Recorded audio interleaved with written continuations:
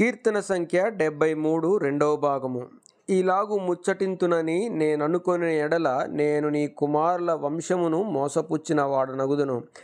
అయినను దీనిని తెలుసుకొనవలనని ఆలోచించినప్పుడు నేను దేవుని పరిశుద్ధ స్థలములోనికి పోయి వారి అంతమును గూర్చి ధ్యానించు వరకు ఆ సంగతి నాకు ఆయాసకరముగా ఉండెను. నిశ్చయముగా నీవు వారిని కాలుజారు చోటనే ఉంచి ఉన్నావు. వారు నశించునట్లు వారిని పడవేయుచున్నావు. క్షణమాత్రములోనే వారు పాడైపోదురు.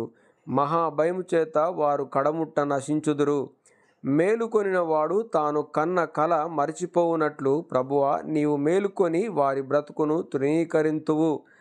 నా హృదయము మత్సరపడెను. నా అంతరంద్రియములలో నేను వ్యాకులపడితిని. నేను తెలివి లేని పశుప్రాయుడనైతిని. నీ సన్నిధిని మృగము వంటి వాడనైతిని. అయినను నేను ఎల్లప్పుడూ నీ యొద్దనున్నాను. నా కుడి చెయ్యి నీవు పట్టుకొని ఉన్నావు. నీ ఆలోచన చేత నన్ను నడిపించదవు. తరువాత మహిమలో నీవు నన్ను చేర్చుకొందువు. ఆకాశమందు నీవు తప్ప నాకెవరున్నారు? నీవు నాకుండగా లోకములోనిదేదియు నాకక్కర్లేదు. నా శరీరము నా హృదయము క్షీణించిపోయినను దేవుడు నిత్యము నా హృదయమునకు ఆశ్రయదుర్గమును స్వాస్యమునై ఉన్నాడు. నిన్ను విసర్జించువారు నశించెదరు. నిన్ను విడిచి వ్యభిచరించు వారందరినీ నీవు సంహరించెదవు.